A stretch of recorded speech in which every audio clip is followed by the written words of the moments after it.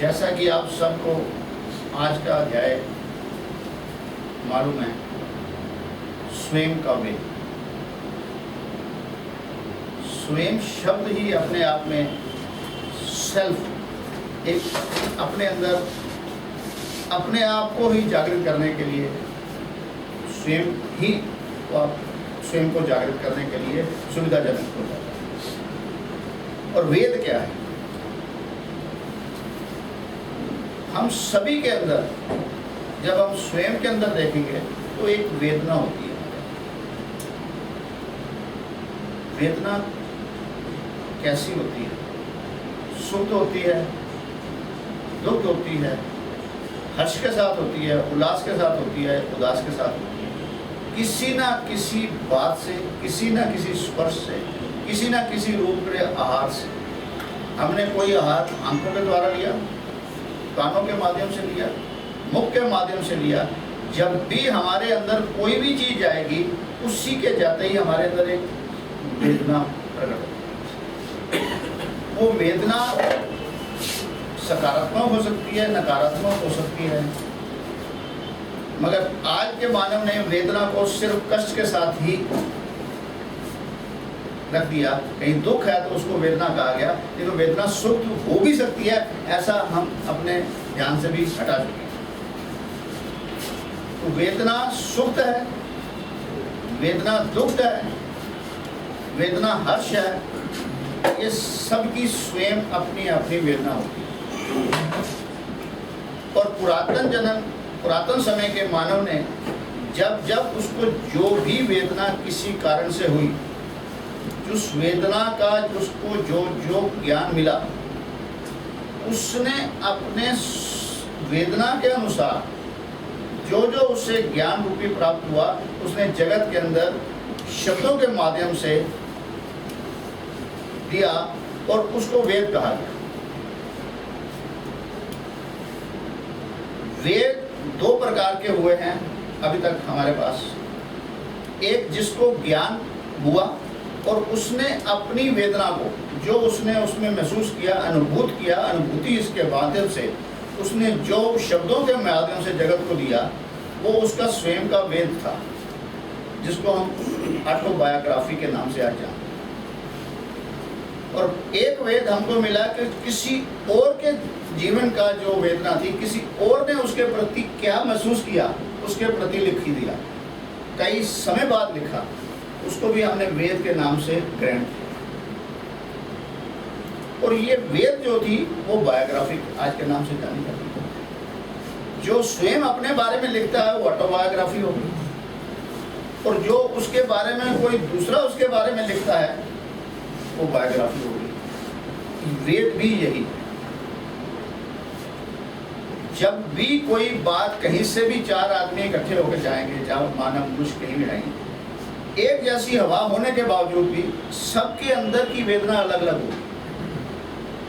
एक कहेगा सर्दी ज्यादा लग रही है, एक कहेगा कम लग रही है, एक कहेगा ठीक लग रही है। तो वेदना सबकी अलग अलग है एक ही समय में।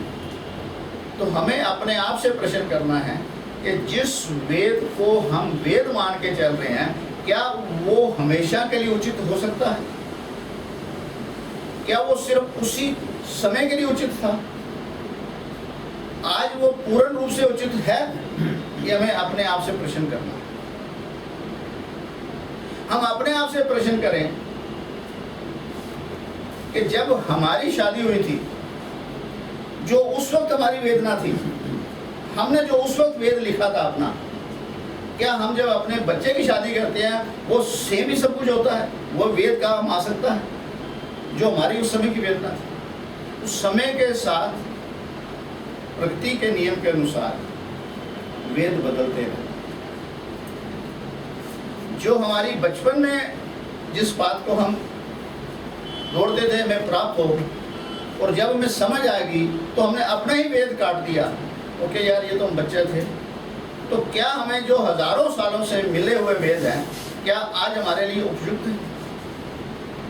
एक प्रश्न हमें अपने आप से ये करना है।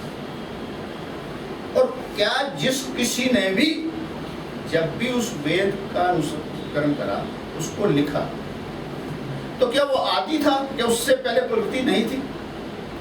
अगर प्रकृति उससे पहले थी तो वो आदि कैसे हो सकता है? और अगर वो आदि है अगर किसी की वजह से, तो अंत तो नहीं हो सकता, पूर्ण नहीं हो सकता, तो प्रकृति निरंतर चल रही है। तो हमें अपने वेदों के प्रति एक श्रद्धा, एक भक्ति, एक अलग माध्यम है, मगर एज इट इज हमें वो एज इट उठाना है, ये हमें उससे लेने के बाद अपने आप से प्रश्न करना है कि उसमें कौन सी हमारे लिए उपयुक्त है और कौन सी नहीं। हमारे जीवन के अंदर अगर हम अपना वेद लिखेंगे, वेद की तरफ जाएंगे, तो गणित जो है हमारे जीवन के अंदर बहुत लाभदायक होता है। और गणित हमारे जीवन का, क्योंकि प्रकृति को किसी तरीके भी किया तो गणित के माध्यम से गिना है। जब भी कोई बच्चा स्कूल में गया, जब उसे गणित का ज्ञान दिया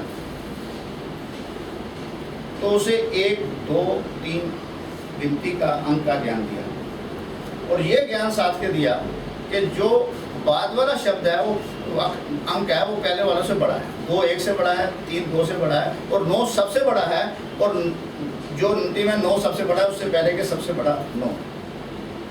ये जब बच्चे को अंक का ज्ञान हो जाता है, उसी बच्चे को अगली कक्षा में बताया जाता है कि अब बच्चे को जमा और गुणा का अगली कक्षा में तो दिया जाता है। तो जब उसे 1 और 1 में जमा किया जाता है तो उसका आंसर उसको मिलता है 2, और 1 को 1 से गुणा करता है तो उसको आंसर मिलता है 1। उस समय बच्चे का ज्ञान उतना ही है।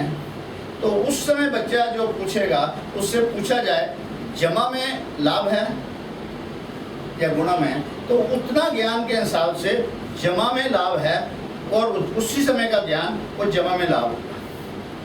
वो गणित के नियम से, जब से मानव ने गणित का खोज करी है आज तक गणित वही चल रहा है, मगर उसी बच्चे ने अपने ज्ञान को वही अंतिम ज्ञान मान लिया, ये पूर्ण है। तो जीवन भर जमा में लाभ समझता हुआ वो गुणा को कई बार लाभान्वित होते हुए अपने आप को लाभ नहीं प्राप्त करता। वो बच्चे ने अगर अंदर स्वयं अपने अंदर ज्ञान अर्जित करने के लिए, स्वयं को वेद लिखने के लिए अगर उसने अपने को करा, तो अगली कक्षा में 2 में गया, दूसरी कक्षा में 2 में 2 जमा किया और 2 से 2 गुणा किया, तो उसका ज्ञान कहेगा कि जमा और गुणा में बराबर है, इसलिए जीवन में कुछ भी किया जाए कोई फर्क नहीं पड़ता। ये भी अगर उसने अंतिम ज्ञान मान लिया गया, जिसको क्या कि इसके आगे ज्ञान हो नहीं सकता, ये संपूर्ण है, तो वो व्यक्ति बच्चा जो है जीवन भर उसी ज्ञान को लेके चलेगा। अगर जिसने स्वयं का वेद लिखना है, उस अंदर अपने अंदर का कि मैं और आगे जाना हूँ, तो वो बच्चा जब तीसरी क्लास में जाएगा, 3 में 3 जमा करेगा और 3 से 3 गुणा करेगा, तो उसे ज्ञान पड़ेगा जो पहली कक्षा में ज्ञान था बिल्कुल विपरीत कक्षा में, तीसरी में विपरीत हो गया। तो जब हमें गणित के इस ज्ञान से मालूम होता है कि कहीं ज्ञान रुक नहीं सकता, ये उस बच्चे को ने फिर अगर रुकना है तो वो लाभ जो है वो गणित में के अनुसार जमा में लाभ कम और गुणा में लाभ ज़्यादा है ज्ञान। पर अगर वो इसी वेद को ही अंतिम वेद मान लिया जाए कि ये ज्ञान पूर्ण हो गया, तो वहाँ रुक जाएगा। और जगत भी उसी को ज्ञान को अंतिम ज्ञान मान कर रख रहे हैं, तो वहाँ यहाँ तक। मगर जिसने स्वयं के वेद को देखना शुरू करना है, वो ये उसके अंदर भाव आ जाए कि जिस प्रकार पहली कक्षा का ज्ञान मुझे तीसरी कक्षा में आते हुए विपरीत हो गया, तो तीसरी कक्षा में ज्ञान शायद पहली कक्षा का है, मैं और खोजूं प्रकृति के नियम से मुझे और ज्ञान मिले। जिसके अंदर यह स्वयं के ज्ञान की अंदर भावना उत्पन्न होगी, वो ही आगे जा पाए। उसे कोई आगे ले जाने वाला है नहीं, उसे अपने अंदर ही अपने ज्ञान को अर्जित करके अपने स्वयं के वेद को लिखने के लिए अग्रसर होना। तो वो देखेगा कि पहले 3 कक्षा के अंदर 1 के बराबर 1 लिखा, 2 के बराबर 2 लिखा, 3 के बराबर 3 लिखा, मगर चौथी कक्षा के अंदर जो दूसरा 4 था उसको छोटा लिख के उसके सर के ऊपर रख दिया, 4:4 बना दिया। जो उसको 9 मिलते थे, 4 से 16 मिल सकते थे, उसको 2 से 56 मिले। तो ज्ञान सृष्टि का इतना अधिक है कि हम कहीं रुकना है या निरंतर से चलना है, हमारा स्वयं का ज्ञान हमें बताए। हमें स्वयं का वेद बनना है। हमारे को कोई मार्गदर्शक हो सकता है, हमसे पहले किसी ने जो ज्ञान प्राप्त किया है वो हम उसकी ज्ञान से पकड़कर आगे और ज्ञान के लिए जाना है, या उसी ज्ञान को अंतिम ज्ञान समझकर वहीं रुकना है। कोई भी ज्ञान जब जिसने दिया उसने अपने अनुभूति के अनुसार, अपने अनुभव के अनुसार जगत को दिया।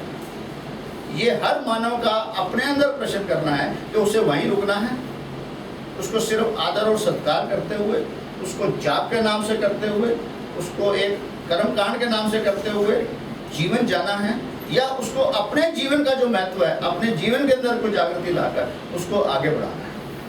ये स्वयं के अंदर ही अंदर, जब तक आदमी स्वयं के अंदर अपने अंदर से नहीं पूछेगा वो आगे नहीं बढ़ सकता। गणित दूसरा क्वेश्चन है। गणित हमने पढ़ा है, हम पढ़ा रहे हैं, मगर हमने उसको बारीकी से शहर से देखा है।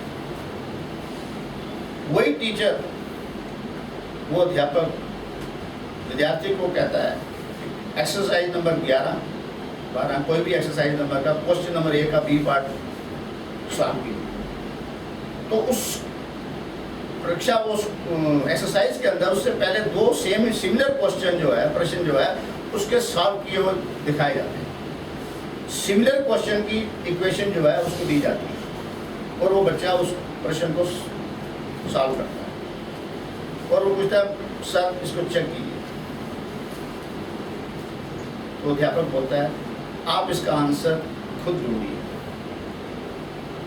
जिस एक्सरसाइज के अंदर वो प्रश्न था उसी एक्सरसाइज के अंदर शुरुआत के अंदर उसको कैसे सॉल्व किया जाए 2 एग्जाम्पल दिए जाते हैं, मगर वो प्रश्न अलग है सॉल्व करने का। उसका उत्तर वो नहीं है जो एग्जाम्पल के अंदर दिया गया, उसका उत्तर दूसरा है। और उत्तर उसका कहाँ पे लिखा हुआ है? जिस बुक के अंदर वो क्वेश्चन है उसी बुक के किसी अंक के अंदर उसका उत्तर लिखा हुआ है।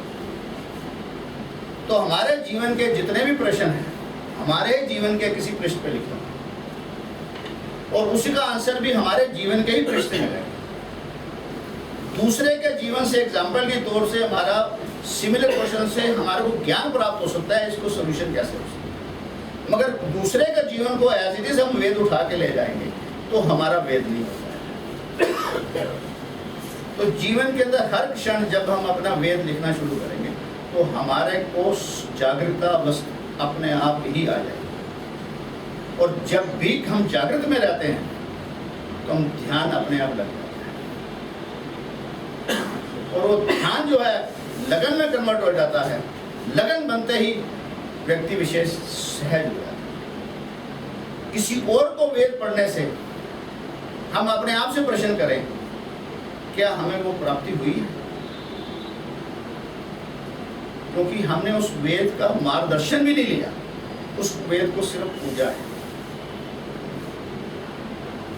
हमने उस वेद से मार्गदर्शन लेने थे कि हमारे जीवन के लिए वो क्या क्या लाभदायक हो सकते हैं।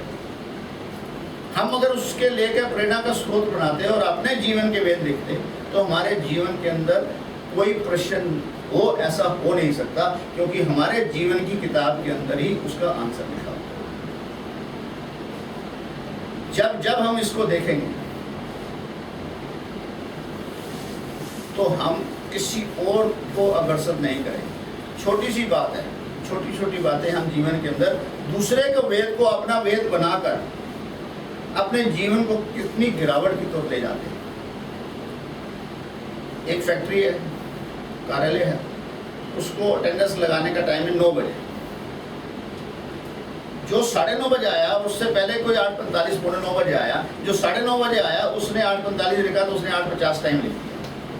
और जो उसके बाद 9:45 आया उसने लास्ट टाइम लिखा तो उसने उससे लिखा, आपने 9:45 नहीं लिखा, उसने 9 बजे लिख दिया। दूसरे को वेद को हम अपने आप को गिरावट कर दिया। हमको मालूम है हम 1 घंटा लेट आए हैं, हम किसे धोखा दे रहे हैं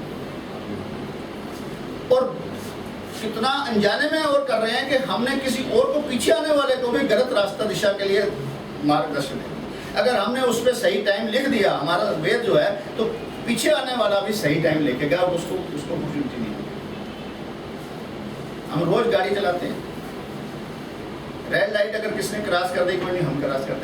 हमारा वेद क्या कहता है कि हमें नियम को फॉलो करना।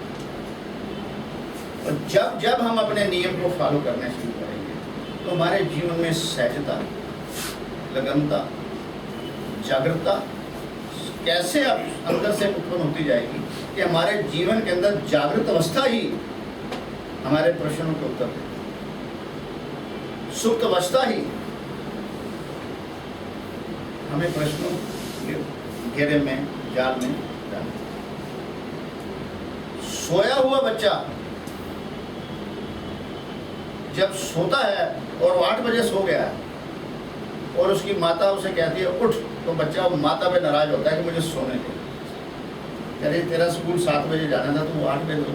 सोए हुए बच्चे को कोई उठाता है तो उसे उठाने वाले पे क्रोध आता है। मगर जागृत है जो 4 बजे उठता है, वो जिस दिन 4:15 उठ जाएगा वो अपने पे क्रोध करेगा, आज मैंने 15 मिनट लेट। तो हमारा वेद हमें क्या कह रहा है कि जो जागृत है वो खुद के सोने में क्रोध करेगा, और जो सोया हुआ है वो जगाने वाले पे उसे क्रोध आएगा। और हमारे वेद जो है हमको ऐसे ही अगर लेने हैं तो हम सोए हुए हैं और सोए हुए को और सुलाने का काम कर रहे हैं, या वो वेद हमारे सोए हुए को जगाने का काम कर रहे हैं, जागृत कर रहे हैं। ये हमें अपने अंदर स्वयं से प्रश्न है। ये प्रश्न जो है हमें स्वयं का वेद लिखने के लिए प्रेरित करेगा। ये प्रेरणा ही मेरा स्वयं का जीवन है, मेरे स्वयं का जीवन ही मेरा जीवन है। अन्यथा किसी और के सोच का, किसी और के वेद को पीछे जाना तो मेरा जीवन नहीं, वो गुलाम का जीवन है। और मैं हर पल कहीं किसी और को मालिक तो नहीं बना, अपना मालिकापन तो नहीं खो रहा। जब मैं स्वयं के वेद पे ध्यान दूंगा तो मैं हमेशा ही मालिक हूँ। ये मालिकपन ही मुझे गलत काम करने के लिए रोकता है, क्योंकि उस मालिक को मालूम है कि जिसकी अपनी फैक्ट्री है, मालिक है, वो उस मालिक में ज़रा सा भी नुकसान होता और ये होता। जो गुलाम है वो कहेगा लाइट चल रही है, कुछ भी हो रही है। तो जब हम गुलाम होंगे तो हम अपना ही नुकसान कर रहे हैं। जब हम मालिक होंगे तो अपने जीवन के लिए कितना अलर्ट, कितना सजग होंगे और कितना लाभदायक हमारा जीवन होगा। हमें जब हम इन बातों को देखेंगे तो हमें मालूम पड़ेगा कि प्रकृति के नियम और मानव के नियम क्या भेद है। अभी मानव ने सहज ही कहना शुरू कर दिया, सदियों से कहता आ रहा है यार प्रकृति हम क्या कर सकते, ऐसा नहीं है। प्रकृति के नियम और मानव के नियम में कहीं कहीं भेद है। पूरा ही जगत के अंदर जीव प्राणी, सिर्फ मानव जो प्राणी है जिसने अपना नियम लिखा है, और पशु पक्षी दूसरे जीव है उनमें ये समर्था नहीं है अपना संविधान लिखने का, नियम नहीं। प्रकृति के नियम के अनुसार किसी मेल और फीमेल का संपर्क होता है तो उसमें कुछ जन्मने का जन्म होता है। मगर मानव ने अपना नियम बनाया है कि इस सामाजिक नियम के अनुसार ऐसी सी दशा में रहकर जब संपर्क होगा तो वो समाज के हित में है, अगर वो उसमें नहीं संपर्क होगा तो समाज के लिए है। तो ये मानव का नियम है, प्रकृति का नियम नहीं। ऐसे ही मानव ने बहुत नियम जो है प्रकृति के नियम के अनुसार नहीं, अपनी सुविधा के अनुसार बनाए। लॉ ऑफ नेचर एक अलग है जिसको मानव अडॉप्ट करता है, मगर मानव ने अपना लाभ, अपने सामाजिक लाभ के ऊपर भी एक लाभ बनाया। और जो मानव ने लाभ बनाया है उसके अंदर अगर कोई गलत काम करता है तो मानव उसको कष्ट देता है या उसको अपराध के नाम में दंड देता है। और इस दंड से बचने के लिए मानव खुद से चोरी करता है कि मुझे कोई देख नहीं रहा, मैं चोरी कर दूं, मुझे कोई ऐसा तो नहीं देख रहा। वो दूसरा मानव देखता है तो अपराध बोध उसमें आता है और रुक जाता है। मगर प्रकृति जो है उस समय उसको, उसके दंड को माफ नहीं करती, क्योंकि प्रकृति का नियम निरंतर एक जैसा चलता रहता है। मानव 4 बार छू सकता है, 6 बार छूट सकता है, 7वीं बार अपने अपराध को पकड़ा जाएगा। मगर प्रकृति के नियम के अनुसार मानव जब भी कुछ करेगा वो दंडनीय ही होगा उसी समय। और जब हम इस बात को पूरी तरह समझ लेंगे तो हमें अपना वेद लिखना बहुत आसान होगा। जब भी हम कुछ करते हैं तो हमें यह देखना है कि जो हमें बताया गया है क्या वो दोबारा इस सृष्टि में हो सकता है, होगा, कभी ना हुआ है ना हो पाएगा। ये प्रकृति का नियम है। जितने भी हमारे इष्ट पूजनीय हुए हैं क्या वो दोबारा आए? उनके जीवन के अंदर क्या वैसी घटना हुई है? तो वो हमारे लिए इतना सब कुछ कैसे हो सकते हैं कि जब मेरे लिए मैं खुद हूँ, मेरे जीवन में वो घटना घटनी नहीं है, उस नॉलेज को मैं क्या करना? मानव ने नियम बनाया 10वीं क्लास के बाद उन्हें क्या करना है। उसने डिसाइड करा कि मैंने इंजीनियर बनना है, मैंने अकाउंटेंट बनना है। उसने जो सब्जेक्ट पढ़ना है उसके हिसाब से सब्जेक्ट लिया, अपना वेद लिख दिया। अब जिसने अकाउंट्स लिया है उसको साइंस पढ़ाया भी जाए तो उसे किस काम? मगर वो अगर सजग नहीं है तो आर्ट्स की क्लास जाने के बजाय साइंस पढ़ रहा है और पेपर आर्ट्स का आना है तो जीवन में फेल हो जाएगा। तो हम जीवन के अंदर क्या इतने सजग है कि जो हमें वेदों के रूप में दिया जाता है मेरे जीवन के अंदर लाभदायक है कि नहीं? क्या मैं उसका स्टूडेंट हूं कि नहीं? या मुझे अपना वेद लिखना? जब जब हम सजग होंगे तो मैं उसी समय जो साइंस पढ़ने वाला है उसके लिए साइंस की किताब बनी है, जो आर्ट्स वाला है आर्ट्स की किताब बनी है। ये मानव का नियम है और मानव ने ही वेद बनाए हैं। तो एक ही नियम दो जगह अलग अलग कैसे हो सकता है? जो वेद लिखा गया पूरे मनुष्य जाति के लिए हर समय वो एक जैसा हो कैसे संभव? वो पूजनीय है, वो उचित है, अपने समय के लिए उचित 100% हो सकता है, पर क्या आज के समय के लिए उचित है? हमें उस वेद को एज इट इज लेना है या उसके अंदर हमारे लिए जो उपयुक्त है वो लेना?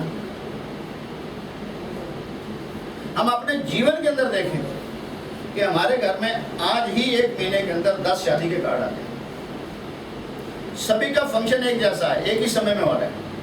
तो क्या सभी के फंक्शन में हम उतना ही अनुभूति कर पाते हैं, उतना ही उसमें एंजॉय कर पाते हैं, या फर्क है? जब सेम क्रिया के अंदर भी हम अलग अलग जगह पे हमारी अनुभूति अलग अलग है, हमारे हर शादी का वेद अलग अलग लिखा जाएगा, तो सैकड़ों साल से जो लिखा गया वेद आज हमारे लिए पूर्ण उपयुक्त है? या उसके बाद उसके बारे में जिसने लिखा क्या वो पूर्ण उसकी अनुभूति थी? उसका जो भी उसकी अपना अनुभूति भी उसमें ऐड होती तो वो क्या 100% प्योर हमें मिला? जब हम इसको देखेंगे तो हम सजग हो जाएंगे। ये सजगता जो है हमें स्वयं का वेद लिखने के लिए प्रेरित है। रोजमर्रा की छोटी छोटी घटनाओं से हम अपने वेद को लिखें। छोटी सी बात देखें हम अपने उदाहरण के अंदर, पानी के 2 कप ले लें, एक में पूरा रूप से गर्म पानी डाल और हाथ डालें तो कैसा झटका लगता है? उस समय जो वेद लिखा जाएगा और उसी हाथ को अंदर रहने दें, प्रकृति का नियम कहता है कि तेरी बॉडी उसको ले जाएगी और हमें वो जितना पहले झटके में गर्म लगा था उतना गर्म नहीं लगेगा। उस समय जो वेद लिखा जाएगा पानी के बारे में क्या वही होगा? इसकी प्रक्रिया दूसरी साइड में लेके बहुत शीतल पानी ठंडा जो है दूसरे हाथ में दिया जाए। प्रक्रिया दोनों में पहली समय दोनों जब अधिक शीतल हो या अधिक गर्म हो, प्रक्रिया पहली बार दोनों में सेम होगी। तो फिर एक गर्म पानी से झटका लगा है, अगर इसी वेद को माने तो ठंडे पानी में झटका नहीं लग सकता। तो ठंडे पानी में झटका लगा है तो मतलब ठंडा गर्म जब हमारी स्पर्श जो हमारी बॉडी के टेम्परेचर से आगे होगा, दोनों में सेम अनुभव हुआ, तो क्या कह रहा है कि सुख और दुख दोनों एक जैसे। अगर हम किसी के अंदर कुछ समय के लिए डालेंगे जिसको हम दुख मान रहे थे वो भी सुख हो जाता है, वो गर्म पानी के टपोर का काम करना शुरू कर देता है। तो जीवन के अंदर जब हम अपने वेद लिखना शुरू करेंगे तो हमें मालूम पड़ेगा कि जिसको हमें किसी वेद के माध्यम से मालूम पड़ा कि ये दुख है, ये गलत है, ये पाप है, वो उसके अनुसार पाप है। अगर हम वेद लिखेंगे तो यहाँ पर फौज के भी आदमी बैठे हैं, यहाँ पर डॉक्टर प्रोफेशन के भी लोग बैठे हैं। तो एक फौजी को बंदूक दी जाती है और बॉर्डर के अंदर जाकर हजारों को, जिसका उसका जीवन के अंदर कभी आपसी मेल नहीं हुआ, उसको मार कर देता है, हत्या कर देता है। हमारा वेद कहता है हत्या पाप है। तो जिसको मिला कभी नहीं, जिसके साथ दुश्मनी कभी नहीं हुई, जिसका उसका व्यक्तिगत कभी नहीं हुआ, मगर उसको मानव जो है परिणाम देता है। एक डॉक्टर के हाथ में चाकू है, वो भी किसी का पेट काटता है, क्रिया सेम है। और वेद क्या कह रहा है कि किसी का पेट मत काटो। तो जो देख रहा है वो कहेगा ये डॉक्टर साहब, मैंने खुद देखा है, मैं इसका चश्मदीद गवाह हूँ कि इसने उनका पेट काटा है, तो ये गलत प्रवृत्ति का व्यक्ति है, हमारे वेद ने ऐसा लिख दिया। तो क्या वो डॉक्टर गलत प्रवृत्ति का था? क्या वो हत्या करने वाला मेजर कैप्टन जो फौजी था वो गलत प्रवृत्ति का था? तो वेद किस समय किस रूप में किया गया, उस समय लिखा हुआ, उस समय के लिए उपयुक्त है। उसी को किसी और जगह पे हम लगाएंगे तो वो अनुचित हो जाएगा। वेद हमेशा क्या कहेगा? मेरा वेद कहेगा कि मेरा भाव क्या है। वही जो मेजर कैप्टन, उसने हजारों व्यक्तियों को मार दिया, उसको प्रमाण पत्र मिला। वही अपने गांव के अंदर जाके किसी को चांटा मारता है तो वो दंडनीय हो जाता है। हजारों हत्या करने के बाद भी पूजनीय है, वो सराहनीय है, मगर एक छोटी सी थप्पड़ के अंदर दंडनीय हो गया। तो फिर ये वेद कहाँ गया? वेद का अनुसार जो है प्रकृति के अंदर अगर किसने 1000 हत्या कर दी तो एक चांटे में उसे क्या गया? मगर चांटा दंडनीय क्यों हुआ? क्योंकि उसके भाव जो है वैसा है। तो मेरा वेद मेरा भाव के अनुसार है, मेरा वेद मेरी क्रिया के अनुसार नहीं। एक ही क्रिया को अलग अलग व्यक्तियों ने करा है, एक पूजनीय हो गया, एक दंडनीय हो गया। तो हम किस वेद को मानेंगे? उसी समय मेरा जो वर्तमान का वेद था, उस समय मेरा भाव क्या था, वो मेरा जो है पूजनीय हो। और प्रकृति का नियम जो है उसी समय आपको प्रमाणित करती है, अनुमति। हम रेड लाइट नहीं क्रॉस करते, ये मानव का नियम है, तो दंड नहीं पाएगा। मगर प्रगति के अंदर अगर तूने गलत काम नहीं करा तो पुरस्कृत भी होगा, तो सहज होगा, डर खत्म होगा, खुशहाल होगा। ये प्रगति तेरे को प्रमाण देगा। और दंड कोई देखे ना देखे, मेरे अंदर का भाव मुझे देख रहा है, मैंने चोरी कर दिया है, वो मुझे दंडनीय कर रहा है। अंदर से मैं बेचैन हूँ और कैसे, तो मैं दंड उसी समय हो रहा है। सो मानव ने अगर गलत उसके नियम के विरुद्ध गए तो मानव के नियम के अनुसार हम दंडनीय नहीं होंगे, मगर पुरस्कृत नहीं होते। मगर प्रकृति के नियम के अंदर हमने प्रकृति को नियम को माना तो हम दंडे से तो बचते ही रहते हैं, पुरस्कृत। तो ये जो हम स्वयं के वेद को लिखना शुरू करेंगे तो मानव पुरस्कृत होना चाहता है या दंडनीय होना चाहता है, वो स्वयं से पूछे। जब वो स्वयं के अंदर प्रश्न करेगा वो चाहत क्या है, जब उसकी चाहत जो है पुरस्कृत होने की है तो किसी और को कष्ट कैसे दे सकता है, किसी और के धन को कैसे प्राप्त गलत तरीके से करने की इच्छा रह सकती है, किसी को शोभनीय वचन कैसे बोल सकता है। वेद ने कह दिया क्रोध मत करो, वेद ने कह दिया झूठ मत बोलो, मगर क्रोध सिर्फ उसी ने नहीं कहा जिसने स्वयं का वेद लिखा है कि मुझे क्रोध नहीं करना। क्या वेदों के कहने से हमने क्रोध करना बंद कर दिया? हम अनजाने के अंदर स्वयं के वेद लिख रहे हैं और हमारा ध्यान नहीं रहा। जिसको हमने पूजनीय माना है, जिसको इष्ट माना है, जिस चीज़ की हम पूजा करते हैं, क्या वो जो कहते हैं उनके अनुसार हम अपना जीवन चलते हैं, या उस जीवन के अंदर हम अपने अनुसार ही चलते हैं? जब हम अपने साथ चलते हैं तो फिर हम किस भ्रम में जी रहे हैं कि हमारे वेद ये हैं और तेरे वेद ये हैं? जब फाइनल अथॉरिटी मैं खुद हूँ तो ये इसको मानने के लिए मैं क्यों नहीं तैयार? और जिस दिन मेरे अंदर ये भाव आ गया तो जगत के अंदर कहीं से भी मुझे कुछ मिले, मेरे जीवन के लिए उपयुक्त है तो मैं ग्रहण करूंगा, मेरे लिए नहीं तो मैं उसको ग्रहण नहीं। वेदों के अनुसार हर वेद कहता है, हर वेद के प्रति जो हमें शिक्षा दी गई है कि ये ही अंतिम है, यही सही है और कोई और सही हो सकता है, ऐसा भाव भी हमारे अंदर नहीं। तो जब ये भाव ही नहीं है, हमने दरवाजा ही बंद कर दिया और आगे ज्ञान लेने के लिए, तो हम जिसने गणित का ज्ञान लिया था, पहली कक्षा का ज्ञान है, दूसरी कक्षा का ज्ञान है, तीसरी कक्षा का ज्ञान है, कहीं हमने अपने और जो जगत के अंदर इतने ज्ञान हैं वो ना लेने की वजह से हमने अपने दरवाजा बंद तो नहीं किया, और दरवाजा बंद करने की वजह से हम नहीं ले पाए। दोनों बातें आपस में। जब भी हम इस बात को देखेंगे तो हम खुद में जागृत करेंगे। मुझे प्यास लगी है, क्या मेरा इष्ट बताएगा? मेरा वेद बता सकता है?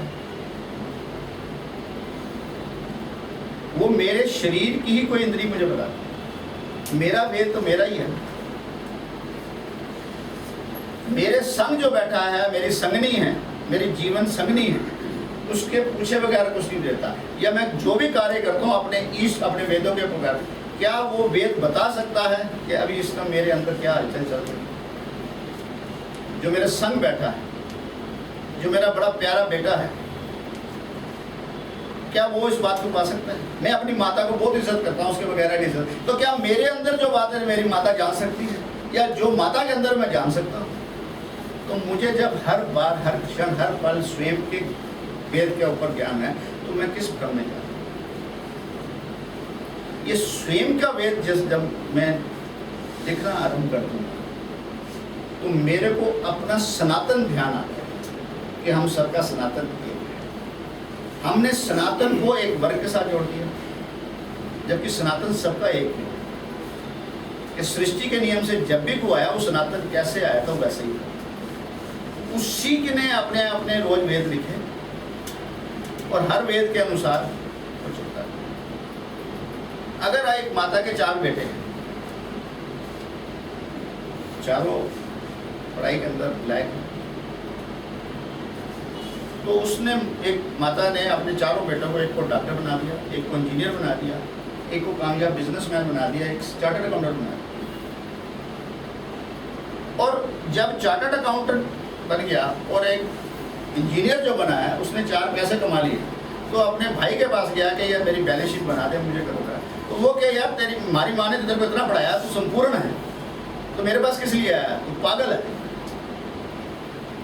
और जब चार्टर्ड अकाउंटेंट के पास आया तो कह रही तू इतने बड़े हिसाब कर सकते तो बिल्डिंग भी बना ले, तो सारी अकाउंट्स का हिसाब करता बिल्डिंग बना ले। तो क्या हम एक दूसरे के, अगर डॉक्टर इंजीनियर को अनपढ़ बोलेगा तो बोलने वाला अनपढ़ है या जिसको बोला जा रहा है वो अनपढ़ है? सो सभी का हमारे जीवन के अंदर अपना अपना महत्व। इसलिए जो हमें वेद मिले हैं वो अपने में कितने सही हैं वो अलग प्रश्न है, पर दूसरा सही हो सकता है ऐसा प्रश्न जो वेद करता है, हमें उससे बचना है, उसे मानना है, हमें अपने स्वयं से बचना है। सब अपने अपने पढ़े लिखे हैं, डॉक्टर भी पढ़ा लिखा है, इंजीनियर भी पढ़ा लिखा है, मगर वो अपने सब्जेक्ट का है। हम बचपन से एक कहानी पढ़ते आ रहे हैं, ये 4 बच्चों को आंखों में पट्टी बांधकर एक हाथी के सामने ला के रख दिया। तो उन्हें बताइए क्या है? तो जिस बच्चे ने टांग देखी उसने कहा ये खंबा है, जिसने सूंड देखी उसने सांप कह दिया, जिसने पूंछ देखी उसने झाड़ू कह दिया, जिसने कान देखा उसने पंखा कह दिया। अर्थात जिस जिसको जो सा अनुभव था आप उसने सिर्फ अपने अनुभव के अनुसार ज्ञान दिया। वो ज्ञान कितना सही है या गलत है ऐसा नहीं, पर उसने अपनी अनुभूति के अनुसार ज्ञान दिया। वो ज्ञान सही हो सकता है कि टांग को टांग भी क्या कहा गया होगा कंपनी का, मगर टांग ही संपूर्ण हाथी है। अगर टांग वाला कह रहा है कि मैंने टांग पूर्ण हाथी है, तो ये अज्ञान है या ज्ञानी है या नहीं। सब एक हाथी को पूर्ण रूप से वर्णन करना मुश्किल हो रहा है, तो एक प्रकृति को अंदर कुछ पन्नों के अंदर अंकित करके कैसे सीमितदारी के अंदर रखा जा सकता है, हमें अपने आप से सोचना। वो हमारे आगे बढ़ने के लिए सुविधा दे सकता है, ये भी हमें अपने आप से मानना है स्वयं के अंदर। और जैसे जैसे हम स्वयं के वेद को लिखने के लिए, उसको बनाने के लिए शुरू होंगे, तो हमें पता लगेगा कि ये अंतिम क्षण तक हम लिखते रहेंगे, इसका अंत नहीं। अगर आज जो स्टूडेंट है, विद्यार्थी है, वो उस समय अगर अपना वेद लिखता है, तो मैं विद्यार्थी हूँ जिसने 7वीं क्लास के अंदर कक्षा में पढ़ाई छोड़ दी और वो नौकरी लेने गया, और उसी का दोस्त जो उसके संग था उसने 10वीं पास कर ली, वो लेने गया, तो उसने कहा यार इसको नौकरी मिलेगी और मुझे नहीं मिली, हमारे वेदों के अनुसार तेरे भाग्य में ये लिखा। और वही बच्चा अगर फिर पढ़ाई कर ले और 10वीं पास हो जाए, तो उसको भी वही नौकरी मिल सकती है। तो यहाँ भाग्य क्या काम करेगा? मुझे अपना वेद लिखना है कि मुझे कहाँ पर अपनी पढ़ाई छोड़नी है, कहाँ पर मैंने अपनी मंजिल पर चलानी है। तो मुझे स्वयं जब भी मैं किसी और के वेद को अपना वेद बनाऊंगा, तो मैं गुलाम की लाइन में खड़ा हूँ, और किसी को गुलाम को इतना अधिकार नहीं दिया मानव ने जो अपने मनमानी कर सके। तो उसको जो मिलेगा वही मिलेगा। तो हमें अपने आप से प्रश्न करना है कि हमें जो वेद हैं वो पूजनीय हो सकते हैं, वो आदरणीय हो सकते हैं, सत्कार योग्य हो सकते हैं, उनसे हमें ज्ञान मिल सकता है, वो पूर्ण है या ज्ञान और है, ये हमें अपने आप से जब हम प्रश्न करेंगे तो परंपरा बीच में आ जाती है। परंपरा के अंदर पिताजी ने साइकिल चलाई, मानव अगर वहां रुक जाता तो मानव क्या इतनी संसारिक तरक्की कर सकता? टेलीफोन जिसको मिला, उसने टेलीफोन के आविष्कार के अंदर शुरू से नहीं करा, उसने जो उससे पहले मानव ने जान दिया उससे आगे आविष्कार करके आगे तक लाया। तो प्रगति का नियम के अनुसार जितना भी मानव ज्ञान लेता जाए वो थक सकता है, प्रगति के अंदर ज्ञान इतना है नहीं हो सकता।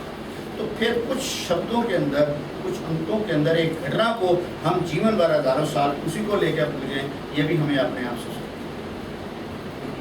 क्या हमारे जीवन के अंदर जो हम स्कूल में गए थे, जो हमारा सहपाठी था, दोस्त था, मित्र था, क्या इसी जीवन में दोबारा नहीं बना हो? तो वो जो उस समय का वेद था वो आज हमारे लिए, हमारे जीवन का ही हमारा वेद लिखा हुआ हमारे लिए उपयुक्त नहीं है। तो हजारों सालों से लिखे हुए वेद क्या हमारे लिए पूर्ण रूप से उपयुक्त है? ये हमें अपने आप से पूछना। जब अपने अंदर से ये ज्ञान निकलेगा तो मालूम पड़ेगा कि हम जो है स्वयं देखना शुरू कर देंगे और स्वयं लिखना शुरू कर देंगे। प्रकृति का नियम एक ही समय के अंदर, एक ही घटना, एक ही नक्षत्र के अंदर अगर कोई बच्चे का आगमन होता है तो उनके जीवन में कैसे फर्क आता है? क्योंकि अनजाने के अंदर वो अपना वेद लिख रहे हैं मगर ध्यान नहीं दे, इसीलिए हम उसको भाग्य का नाम से। जबकि अगर हम प्रगति का नियम के अंदर 3 साल पहले एक उदाहरण के रूप में आपको बताते हैं कि किसी हिल स्टेशन के अंदर 5वीं क्लास के जो हॉस्टल के अंदर बच्चे रहते, एक ही कक्षा के बच्चों को लिया गया, एक ही उम्र के बच्चे थे, और सबको सुबह 5 बजे नहलाया धुलाया गया एक ही टब के अंदर, और एक जैसी प्रेस करी हुई कपड़े, उसको सफ़ेद कपड़े दे दिए, और 3 घंटे बाद एक ही जगह खिलाया गया, एक ही ग्राउंड के अंदर। और जब हम आए वापस तो सबके कपड़े देखे तो सभी के कपड़े एक जैसे मैले नहीं थे,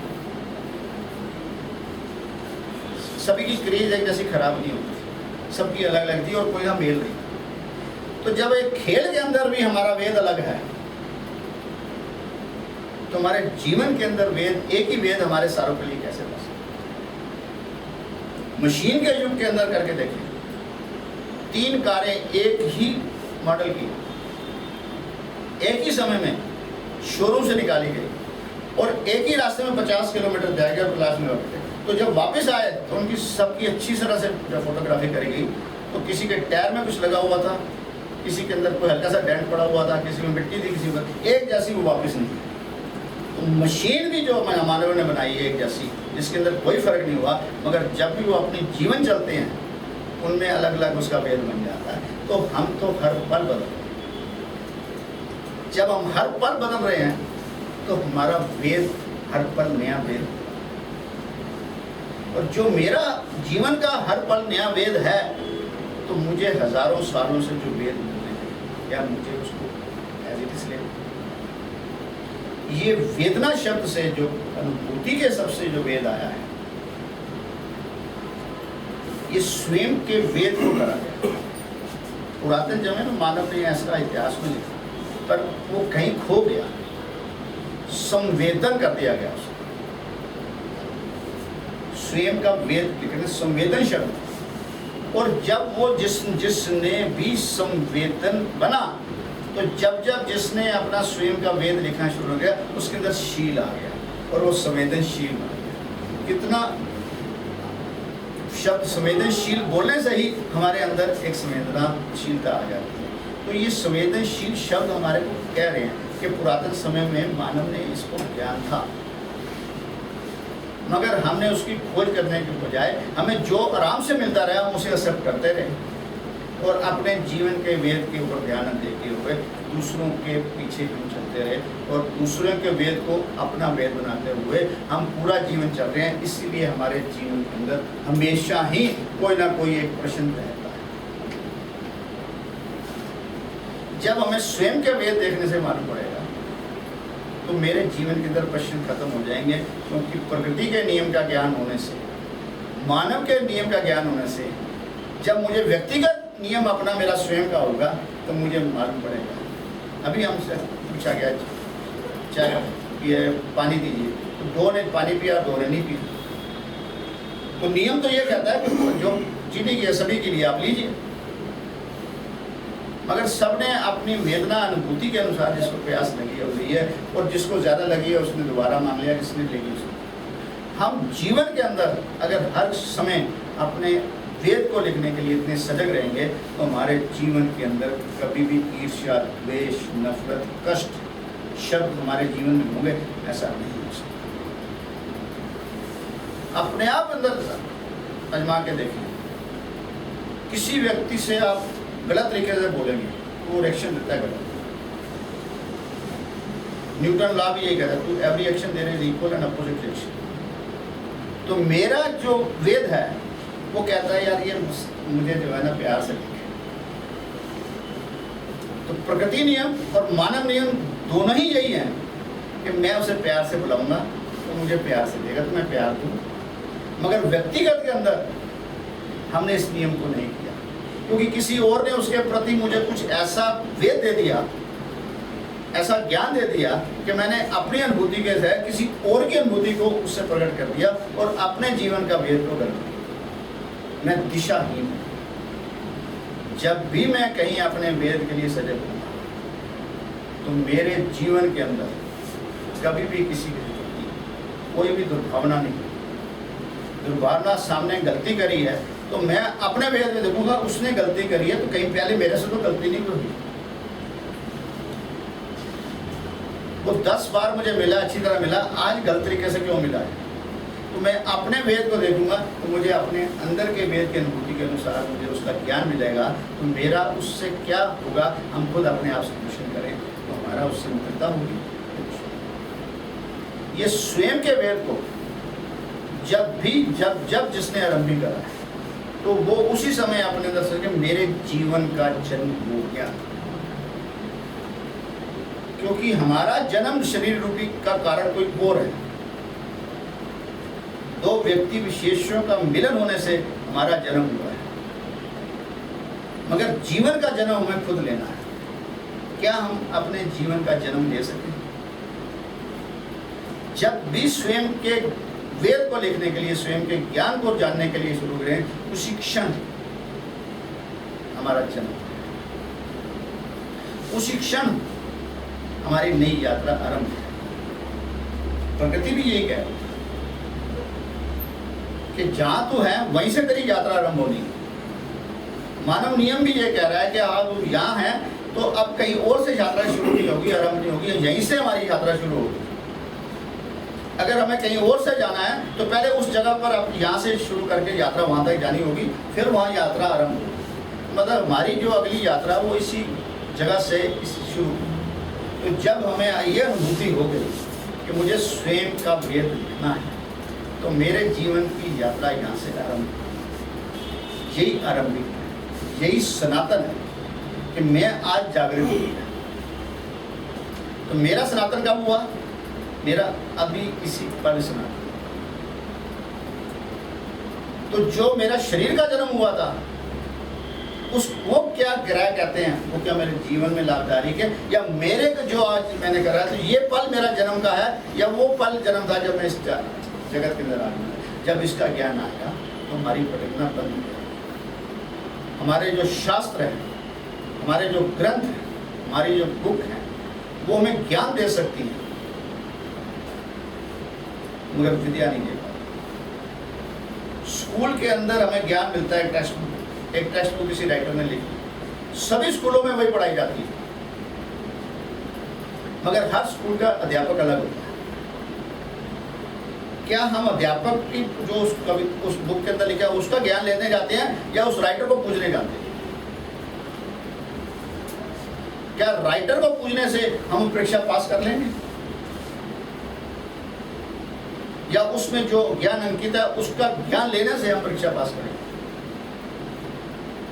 तो जब हमें इतना ज्ञान है मानव का, तो प्रकृति का ज्ञान हम दूसरा कर नहीं है। मानव ने कुछ अपने नियम बनाए, पर अधिकतर नियम जो है वो प्रकृति के नियम के अनुसार ही नियम बनाए।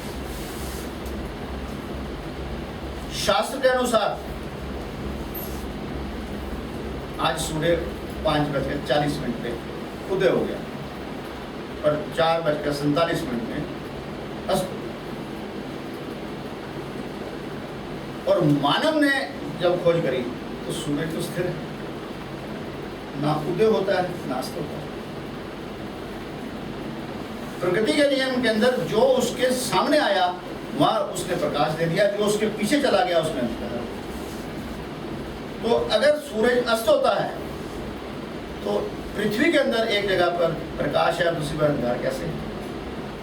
और अगर सूर्य उदय हुआ है तो एक जगह प्रकाश है, दूसरी जगह अंधकार कैसे? प्रकृति के नियम के अंदर जब किसी चीज के सामने हम आएंगे तो हम प्रकाशित होंगे, उसके पीछे चले जाएंगे तो हम अंधकार।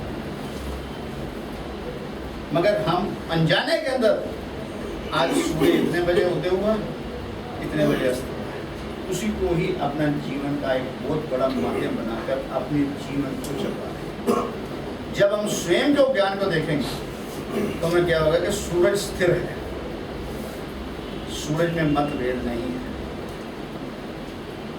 मतभेद मानव के अंदर है कि सूरज के अंदर कोई किसी भी वर्ग, किसी भी जाति, किसी भी प्रांत, किसी समुदाय का हो, वो उस समय जो खड़ा होगा सबको उतनी ही गर्माइश देगा। जो नहीं लेना चाहता छांव में खड़ा हो जाए, अपने घर के दरवाजे बंद कर दे, सूरज के अंदर इतनी ताकत नहीं है कि उस रोशनी से। ये मानव ने अपना नियम बनाया कि मुझे सूरज की गर्मी नहीं चाहिए। पर प्रकृति के नियम के अंदर सूरज के सामने जो आएगा उसे बराबर के ही अपनी ऊर्जा देगा, रोशनी। तो कहीं कहीं मानव ने अपने नियम को अपनी सुविधा के अनुसार बनाया। तो मानव ने ही जो सुविधा बनाई है, और मानव खुद अपने ही बनाए हुए नियम के विरुद्ध कैसे हो सकता? और हो रहा है क्योंकि हमने स्वयं के वेद को जानने का कभी कोशिश नहीं की। ये स्वयं का वेद देखा नहीं, क्योंकि साधारण रूप से जो हमें बाहर से मिल गया, हमने उसे एज इट इज परंपरा के नाम से, आदर के नाम से, सत्कार के नाम से स्वयं अपने आप से प्रश्न करें कि जो मेरे जीवन के प्रश्न हैं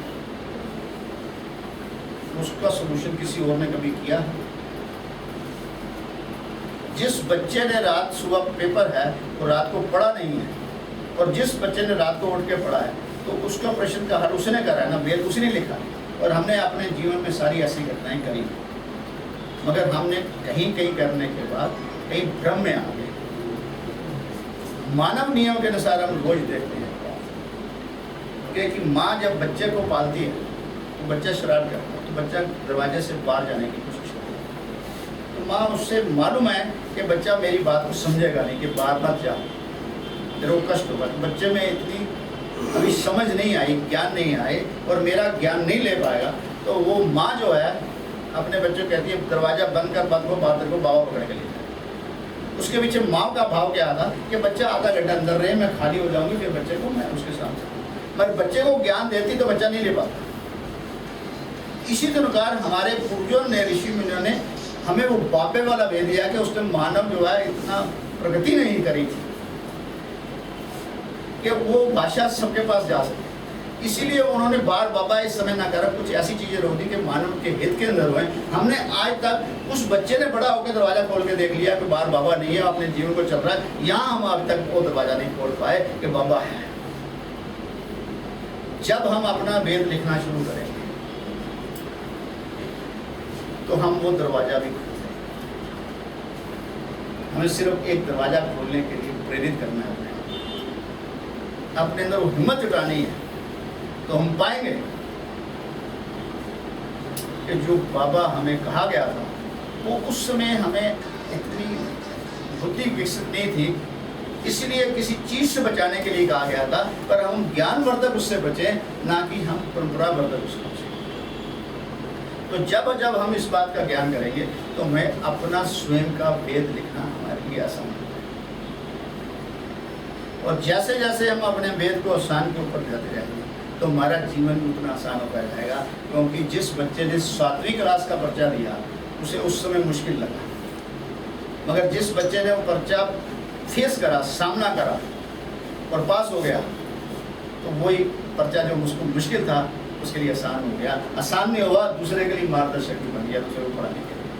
तो हम अपने जीवन के पर्चे को फेस करेंगे, उसे फेस तो करेंगे, फेस करेंगे तो पर्चा देगा, पर्चा देंगे तो उत्तीर्ण होंगे। तो जिस बच्चे ने 7वीं में पर्चा देने से डर गया उसका जीवन वहीं रुक गया, और जिस बच्चे ने उस पर्चे को अपने अंदर दृढ़ता लाके, सांस लाके फेस किया, वो अग्रसर। ये हमारे अंदर की भावना है कि हमें अपना वेद लिखना है, या जो वेद हमारा परंपरा के नाम से है उसी में ये भी स्वयं का तीव्रवाद होना है, क्योंकि अपने अंदर ही जाने से पहले हम अपने अंदर से देखें कि हम जो मान रहे हैं ये मानने वाला कौन है। जैसे अभी बताया था, जिसकी खोज करने वाला है, वो खोज करने वालों को पहले खोजा जाए तो खोज एक सही जगह पहुंचेगी। तो यहाँ आने का उद्देश्य जो है स्वयं का वेद, हर बात स्वयं पर निर्धारित हो रही है, जितनी भी कक्षाएं हुई हैं सब स्वयं पर निर्धारित हुई। तो स्वयं का मालिक है, तेरा कोई मालिक नहीं है, तेरा मार्गदर्शक कोई हो सकता है, और मालिक तो स्वयं का है।